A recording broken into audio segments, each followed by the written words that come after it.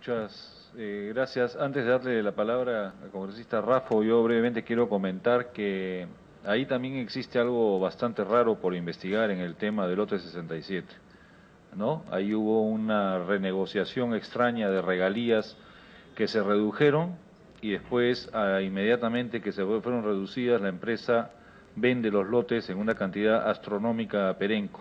Ese es un tema, y además con el compromiso de Petroperú de refinar y transportar un petróleo pesado. Eso es un tema que requiere también quizá otro tipo de investigación en otro momento. Si me permite, congresista, sí, usted muy, no. muy breve nomás. Claro, el hecho de asignar regalías más altas o más bajas es una facultad de Perú Petro, no de Petroperú. Y lo que sí teníamos interés nosotros como Petroperú es que si hay una producción allí, poder no importar. Hoy día importamos el equivalente a 30.000 barriles diarios, que eso es lo que da el 1.000.000 de barriles y los 120 millones de dólares mensuales, y era una probabilidad nuestra. Y esa probabilidad, para que fuera verdad, había que potenciar el oleoducto, en una primera etapa con 50 millones de dólares de capital propio y en una segunda etapa con cerca de 958 millones de dólares. Pero un tema ajeno a Petroperú, que sí era una gran aspiración poder tener ese crudo en vez de importarlo, ¿no?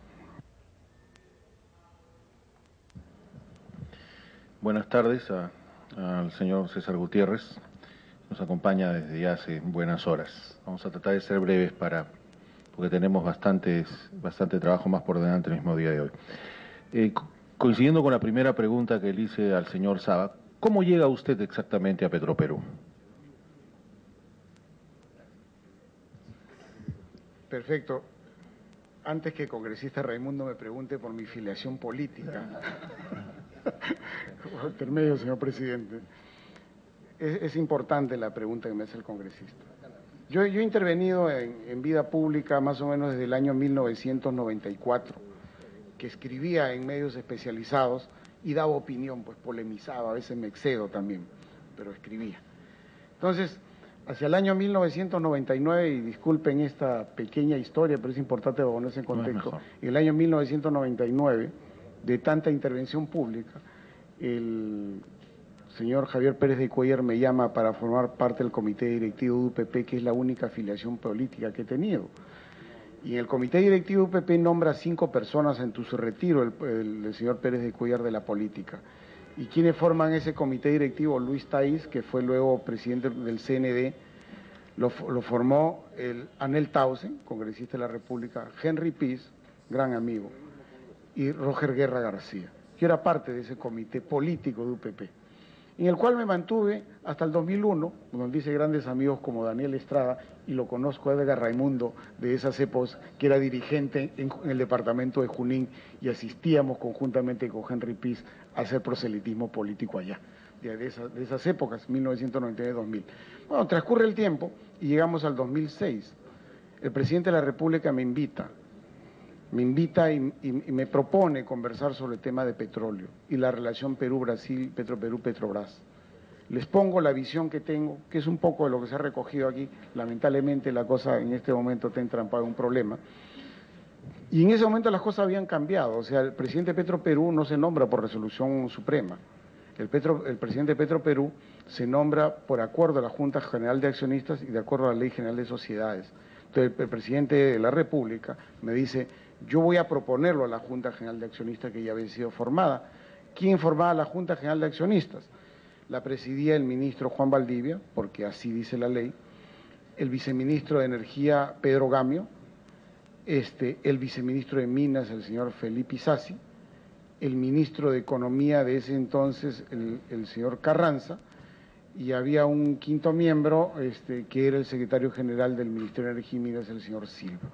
Es ese colectivo de 5 personas, entre la propuesta del presidente de la República, que me nombra con un acuerdo de la Junta General de Accionistas, que no sale en el peruano, sino pagamos un aviso el día 24 de agosto del año 2006 y que sale publicado en 2 diarios, el diario Correo y el diario El Comercio. Esa es mi forma, en la forma que llegó a Petroperú.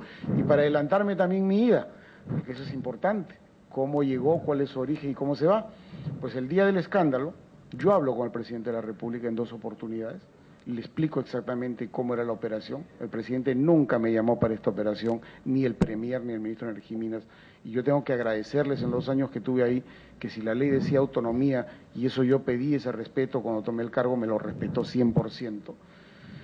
Hablo con el presidente, le explico, y en ese momento no se plantea la posibilidad de renuncia. Luego hablo yo, como corresponde, con el presidente de la Junta General, que es el ministro Valdivia. Y el ministro Valdivia me dice, yo como presidente de la Junta General voy a poner mi cargo a disposición. Me involucra no solamente en mi gestión como ministro, sino en mi gestión en Petroperú. Y yo le digo, si tú estás haciendo eso, y yo estoy pensando hacer lo mismo, con una diferencia. Petroperú es una empresa, no es una dependencia, no es un ministerio y no hay puesta a disposición del cargo, hay renuncia. Y entonces creo que coincidimos por el bien de las instituciones y yo renuncio. Entonces, eso es un poco desde el génesis hasta la defunción. Interesante saber que es un miembro del UPP más antiguo que el señor Raimundo. También, entonces, por ahí van. ¿Alguna experiencia en petróleo antes de esta, de Petroperú, que llevara a esta invitación del presidente? Sí, yo he sido entre el 2001 y el 2003 director de Perú Petro y he sido director de Refinería La Pampilla, del grupo Repsol. O sea que sí he tenido intervención directamente en el área y aparte que trabajaba en consultoría en el área, ¿no?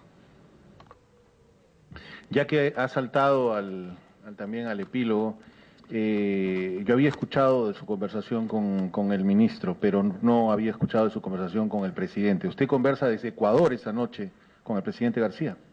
Por supuesto, porque yo había ido a Ecuador a un tema muy específico.